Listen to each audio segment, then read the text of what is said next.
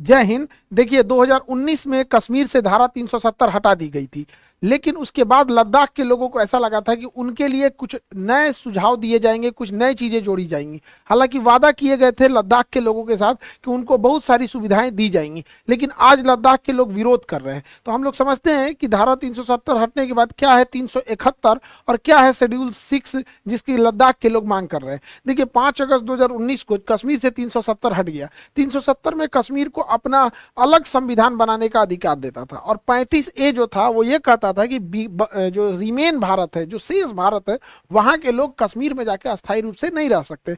ये दोनों धाराएं को हटा दिया गया था जम्मू कश्मीर से। हालांकि उस समय काफी सिक्योरिटी बढ़ा दी गई थी, इंटरनेट शटडाउन किया गया था जो वक्त के हिसाब से जरूरी था, और अगर ये सब नहीं किया गया रहता तो कश्मीर में उस समय इतनी शांति से ये नहीं हट सकता था। अब जब हटाने के बाद हुआ क्या कि जम्मू कश्मीर का ये एरिया तो जम्मू कश्मीर हो गया, और ये पूरा का पूरा एरिया यूनियन टेरिटरी, दोनों यूनियन टेरिटरी हो गए लद्दाख में। अब चीजें कहां से बदलती है, देखिए जम्मू कश्मीर को बजट ज्यादा मिल रहा है और लद्दाख को बजट कम मिल रहा है।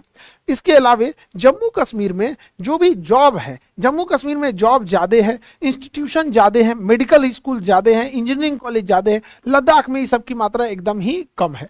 इसके अलावा जम्मू कश्मीर की इकोनॉमी ठीक चलती है। वहाँ ड्राई फ्रूट जो होता है पूरी इंडिया में सबसे ज्यादा ड्राई फ्रूट के मामले में कश्मीर फेमस है। यहाँ पे कश्मीर का सेब, कश्मीर का केसर, ये वॉलनट्स, ये अखरोट, ये सब चीजें वहाँ बहुत जाती है। जबकि लद्दाख पूरी तरह से बंजर एरिया है। तो लद्दाख के लोग इसका कह रहे हैं कि भाई आप एक ही हमारे पे भी देखिए यहाँ पर इस चीज को गौर करने के लिए। लद्दाख में एक और प्रॉब्लम क्या है, टूरिज्म अगर देखेंगे तो कश्मीर के एरिया में टूरिज्म बहुत बेहतर ढंग से है यहाँ पर, लेकिन अगर वहीं लद्दाख की बात करेंगे तो वहां बंजर पहाड़ है, बहुत हार्ड वहां पे जाना होता है, सड़कें भी उतनी अच्छी से नहीं है, बर्फ का बहुत मार झेलना पड़ता है, मौसम एकदम खतरनाक हो जाता है लद्दाख के एरिया का।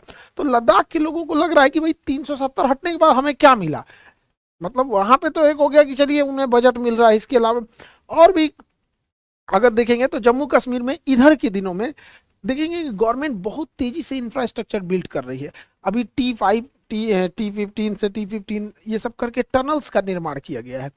वहां पे बहुत बड़े ब्रिजेस का निर्माण किया गया है, चिनाब नदी वगैरह पर रेलवे नेट कनेक्टिविटी को बढ़ाया जा रहा है।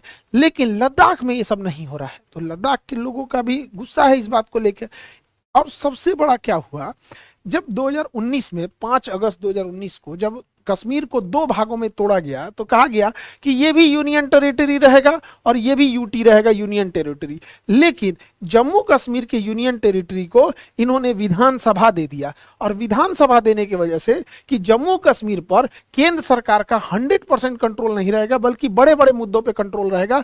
और मीडियम और छोटे लेवल के लिए जम्मू कश्मीर विधानसभा बना दी गई ताकि यहाँ के लोग चुनेंगे और यहाँ के लोग अधिकारियों पर अपना कंट्रोल रखेंगे। जबकि लद्दाख को यूनियन टेरिटरी में विधानसभा का दर्जा नहीं दिया गया। अब जब विधानसभा का दर्जा नहीं दिया जाएगा तो जम्मू कश्मीर को तो अपने लीडर्स मिलेंगे जो इनकी बातों को विधानसभा तक ले जाएंगे, और विधानसभा एक पावरफुल चीज होती है। यहाँ कोई भी बात बोलेंगे रिकॉर्ड होता है, उस पर जवाब देना होता है, क्या प्रोग्रेस हुआ क्या प्रोग्रेस नहीं हुआ। जबकि अगर आप लद्दाख को देखिएगा तो यहाँ यूनियन टेरिटरी नहीं है, तो वहाँ ब्यूरोक्रेसी आ जाएगी। अब ब्यूरोक्रेसी में अधिकारियों का शासन होता है, वो किसी के प्रति जवाबदेह नहीं होते हैं, जनता के प्रति तो जवाबदेह बिल्कुल नहीं होते हैं। आपको याद होगा दिल्ली के त्यागराज स्टेडियम में एक IAS अधिकारी को अपना कुत्ता टहलाना था, तो जितने एथलीट प्रैक्टिस कर रहे थे सबको स्टेडियम से खाली करा देते थे। तो ये तो होती है ब्यूरोक्रेसी। तो ब्यूरोक्रेसी में चला गया है ये लद्दाख। लद्दाख क्या हो जाएगा, एकदम डिक्टेटरशिप टाइप का हो जाएगा यहाँ पे। तो यहाँ के लोगों का कहना है कि क्या हो रहा है।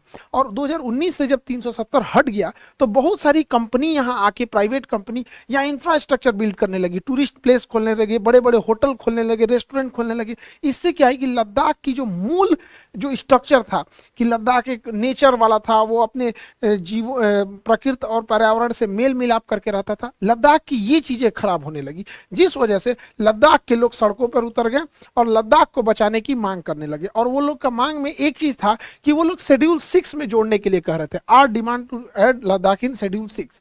अब ये शेड्यूल 6 क्या है, लद्दाख में इस चीज को एक नेतृत्व प्रदान कर दिए सोनम वांगचुक, जिनके ऊपर 3 इडियट फिल्म भी बनी है। इन्होंने बहुत कुछ किया है देश के लिए, सेना के लिए इन्होंने सोलर हीटेड टेंट का भी निर्माण किया था, इंटरनेट नहीं पहुंच पा रहा था, तो वाईफाई की जगह लाईफाई से इंटरनेट पहुंचाया था वहां पर। घरों को बनाया था जो हीटेड थे, दिन में समय सूर्य की रोशनी और गर्मी को अंदर आने देती थी, रात में उसे बाहर नहीं जाने देते थे। तो इन्होंने भी इस चीज का बड़ा नेतृत्व किया। कई बार इन्होंने अनशन किया, कई बार इन्हें हाउस अरेस्ट करने की भी नौबत आ गई। उसके बाद इन्होंने एक बड़े प्रोटेस्ट को अंजाम दिया, जिससे कि सरकार अब फाइनली कुछ विचार कर रही है लद्दाख के लिए। देखिए, जिन जगहों पर, जैसे जम्मू कश्मीर पहले तो ऐसे था, अब यहाँ पे जम्मू कश्मीर बना दिया गया, यहाँ दे दिया गया विधानसभा। और जिस जगह पर विधानसभा नहीं दिया गया है, तो जनता की बात कौन सुनेगा? अधिकारी जनता का तो चुन के नहीं आते हैं, वो तो यूपीएससी का एग्जाम दे के आते हैं। अब जनता का तो कुछ सुनते ही नहीं है, वो जवाबदेह भी नहीं होते। और विधानसभा है तो जनता का नहीं सुनिएगा तो अगले बार वोट डालना पड़ेगा, 5 साल बाद आप हटा दिए जाएंगे। तो इसके लिए बनाया गया था शेड्यूल 6। भारतीय संविधान का शेड्यूल 6 जो है, ये जनजातीय क्षेत्रों को अपना अलग कानून बनाने का अधिकार देता है डिस्ट्रिक्ट लेवल पर, पूरे बड़े लेवल पे नहीं देता है। ये देता है ऑटोनोमस डिस्ट्रिक्ट काउंसिल, जिला लेवल पर। जिस जिला में ऐसा लगता है कि नहीं, यहां पर इन्हीं लोगों की स्वायत्तता होनी चाहिए, जैसे आप देखेंगे असम, मेघालय, त्रिपुरा, मिजोरम, ये 4 स्टेट हैं। असम, मेघालय, त्रिपुरा, मिजोरम, ये 4 स्टेट ऐसे हैं जहां पर इन्हें अपनी स्वायत्तता दी जाती है। जैसे एग्जाम्पल के तौर पे मेघालय में 3 पहाड़ है, गारो, खासी, जैंतिया। तो खासी जनजाति जो है, खासी जनजाति आज भी वहां मातृसत्तात्मक है। वहां पे तो बहुत सारी जनजातियां हैं, जिसमें जैसे हम लोग का समाज पितृसत्तात्मक है। यहाँ पे लोग पिता का नाम बताते हैं, माता का नाम नहीं बताते। कोई पूछेगा किसके लड़के हो, तो पिता का नाम बताएगा, लेकिन वहां माता का नाम। तो ऐसे अलग अलग जगहों पे कई ऐसे जगह हैं जहां पे अभी भी नर कंकाल रखे जाते हैं। अब भारतीय संविधान के हिसाब से अब नर कंकाल खोपड़ी नहीं रख सकते, तो वो जनजातीय क्षेत्र की होगा। तो वहां क्या है, शेड्यूल 6 कहता है कि जिस जिले में इस तरह के जनजातीय या बहुत पुराने ट्राइबल्स रहते हैं, वहां उन्हें ऑटोनोमस डिस्ट्रिक्ट काउंसिल दिया जाए। जबकि देखिए 370 क्या था, पूरे राज्य को ऑटोनोमी दे देता था, पूरे राज्य को स्वायत्तता दे रहा था। लेकिन आर्टिकल 6 उस राज्य के अंदर कुछ खास एरियाज को मतलब अधिकार देता है। तो यही कहना है लद्दाख के लोगों का कि यहाँ बड़ी बड़ी कंपनियां आ जाएंगी और ये पूरी पहाड़, पूरी इकोसिस्टम को नाश देंगी। इसलिए हमें शेड्यूल 6 दे दीजिए, और शेड्यूल 6 में हम डिसाइड करेंगे कि कौन कौन एरिया ऑटोनोमस रहेगा। वो डिसाइड कर देंगे, जो जो हाईली सेंसिटिव जोन है उसको एडीसी में डाल देंगे, ऑटोनोमस डिस्ट्रिक्ट काउंसिल, कि यहाँ कोई आके इन्वेस्टमेंट नहीं कर सकता है। तो जिस जिस जगहों को बचाना चाहते हैं, जैसे बिहार में, जैसे अगर घाट है, बिहार की जितनी नदियां हैं उसके घाट पे छठ की पूजा होती है। पता चला कोई कंपनी आई और घाट को कह दिया कि हम इसको अपने लिए यूज करेंगे, छठ पूजा आप कहीं और करके दीजिए, बवाले हो जाएगा। तो हम लोग भी उसके लिए क्या कहेंगे कि भाई एक काम करो, तुम्हें कंपनी बनाना है तो ये छठ का जो घाट है ना, ये हम लोग के लिए छोड़ दो शेड्यूल 6 में, इसमें हम ही लोग का अपना ऑटोनोमस रहेगा। तो शेड्यूल 6 जो है ना, 370 बहुत बड़े लेवल पे था, वो पुलिस वगैरह सबका अधिकार दे देता था, जबकि शेड्यूल 6 एक लिमिटेड आधार देता है। लेकिन शेड्यूल 6 में भी एक खराबी है, ये जनजातीय क्षेत्रों को ही दिया जाता है। अब लद्दाख में क्या है कि कुछ एरिया में तो ट्राइबल्स रहते हैं, जनजातीय क्षेत्र है कुछ एरिया में, लेकिन कुछ ऐसे एरिया हैं जहां जनजातीय समस्या ना होके समस्या ये है कि इकोलॉजी और पर्यावरण को बचा के रखना है। तो हम लोग के लिए समस्या है कि शेड्यूल 6 ज्यादातर जनजातियों को कवर करता है, लेकिन लद्दाख में पर्यावरण को बचाना है। वरना अगर पर्यावरण को छोड़ देंगे तो जोशीमठ में क्या हुआ, उत्तराखंड में तबाही क्या हुआ, ऐसे ही लद्दाख में हो जाएगा। आज तक लद्दाख में इस तरह से तबाही नहीं देखने को मिली, क्योंकि वो नेचर के साथ खिलवाड़ नहीं करते हैं। तो शेड्यूल 6 के अलावे भी एक रास्ता है, आर्टिकल 371।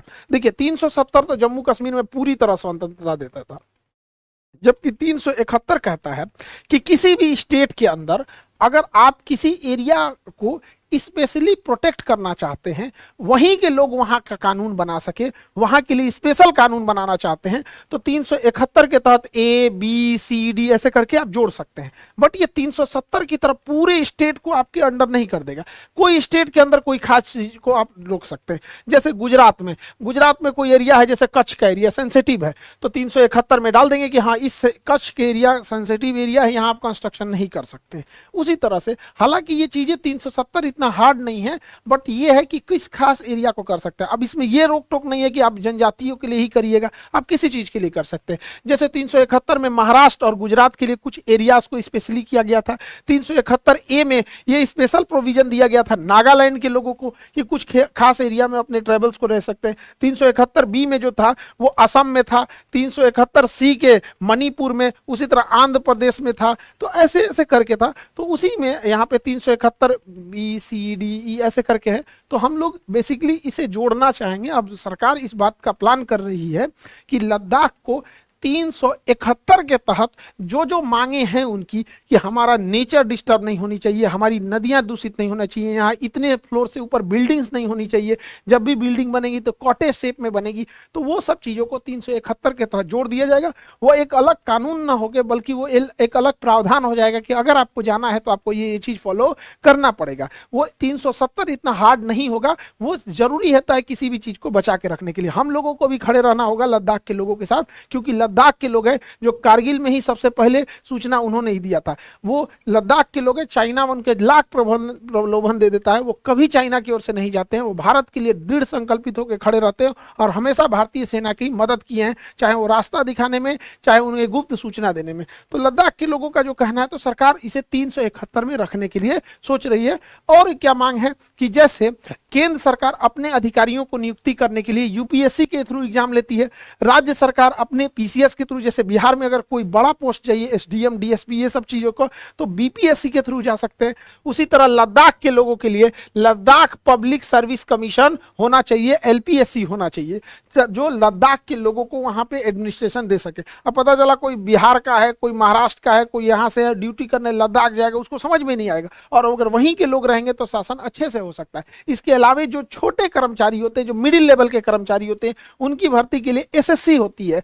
अब बिहार के लिए बिहार एसएससी है, यूपी एसएससी है। उसी तरह लद्दाख के लोगों का कहना है कि हम मिडिल लेवल के और लो लेवल के कर्मचारियों के लिए एसएससी हमारा अलग से डिपार्टमेंट हो। इसके अलावा भी लद्दाख के लोगों का कहना है कि भैया लोकसभा में उनका रिप्रेजेंटेशन ही एकदम कम है, एक ही सांसद होता है, कम से कम 2 सांसद होने चाहिए लोकसभा में, और राज्यसभा में इनका एक भी नहीं है। तो इनका कहना है राज्यसभा में भी एक आदमी होना चाहिए इनका रिप्रेजेंटेटिव, जो इनकी बातों को रख सके। अब सरकार इन्हें 371 में रखने के लिए विचार कर रही है। आई होप आप लद्दाख के इस टॉपिक को समझे होंगे। और हम लोग ने जो वैसे वादा किया था कि नीट और जेई का, जेई और नीट दोनों के बैचेस का, जैसे हम बोले थे अप्रैल फर्स्ट वीक में ऑफलाइन स्टार्ट हो जाएगा। ऑनलाइन तो स्टार्ट हो गया है नीट, ऑनलाइन जेई भी स्टार्ट हो जाएगा, और ऑफलाइन क्लासेस पटना में ये हम लोग स्टार्ट कर देंगे अप्रैल में, अप्रैल फर्स्ट वीक से यहाँ पर पटना में। और वो 11th वालों के लिए भी होगा, 12th वालों के लिए भी होगा, और जो ड्रॉपर हैं उनके लिए भी होगा। अब आप लोग को कहीं पे भी 1.5-2 लाख रुपए फीस देने की जरूरत नहीं पड़ेगी। आप वही कोटा के टीचर से, अब आप पटना में ही बैठे, आप वही फीस को कुछ पैसों में आप लोग पढ़ सकते हैं, चाहे वो 12th 11th 12th या ड्रॉपर हो, जो भी हो। इंग्लिश मीडियम में होगा सेपरेट बैच, हिंदी मीडियम वालों के लिए सेपरेट बैच होगा। पटना में दोनों जगह होगा, मुसल्लापुर में भी होगा और बोरिंग रोड में भी होगा। तो जैसा हम आपसे बोले थे कि अब आप लोग को कोटा जाने की जरूरत नहीं पड़ेगी। तो अब इसके बारे में अब एक एक करके पूरी डिटेल बता देंगे। और 6 अप्रैल को आप लोग को बहुत नीट और जेई वालों के लिए कुछ बड़ा सा आपके लिए कुछ प्रोग्राम होगा आप लोग के लिए, जिसमें आपको बताया जाएगा कि कैसे कैसे सक्सेस ले सकते हैं। तो अभी अप्रैल है, 1 मंथ आप लोग तैयार रहिएगा। और बिहार दरोगा में जो पीटी और मेंस निकाल लिए हैं, बहुत कम टाइम है आप लोग के फिजिकल एग्जाम को क्लियर करने के लिए। अब इसमें फिजिकल एग्जाम में टैक्टिक्स ही काम आएगी यहाँ पर, कि इतना जल्दी ना आपसे रनिंग कंप्लीट हो पाएगा, ना लॉन्ग जंप, ना हाई जंप, ना ही गोला फेंक हो पाएगा। इसलिए जरूरी है कि जैसे जैसे टेक्निक हो उसी तरह काम करें। जिस तरह से जो लोग बिहार राजगीर में पुलिस को ट्रेनिंग देते थे, जो यहाँ से इंस्पेक्टर और डीएसपी सेलेक्ट होके जाते थे, उन्हीं ट्रेनर्स में से, वही इंस्ट्रक्टर्स में से आप लोग के लिए भी रख दिया गया है। वो जैसे जैसे आपको बताएंगे, आपको वैसे वैसे ट्रिक को फॉलो करना पड़ेगा, तो जाके आपका इतने कम टाइम में लॉन्ग जंप, हाई जंप, गोला फेंक ये सब होगा। अब तो गद्दा भी हटा दिया है कूदने के लिए यहाँ पर। तो इसके लिए गांधी मैदान में भी स्टार्ट हो गया है, पूरा ग्रुप है उसके साथ, आप लोग भी ग्रुप में उसमें ऐड हो जाएंगे यहाँ पर। और जो जो डाइट बोला जाएगा खाने के लिए वही खाना है, जो एक्सरसाइज बोला जाएगा, जैसे बोला जाएगा वही कीजिएगा, तभी 15-20 दिन के अंदर आप फाइनल सिलेक्शन ले पाइएगा। अदरवाइज में फिर मेरिट में छट जाएंगे या फिर फिजिकल में आउट हो जाएंगे। आई होप आप पूरा टॉपिक समझे होंगे। मिलेंगे नेक्स्ट क्लास में। जय हिंद।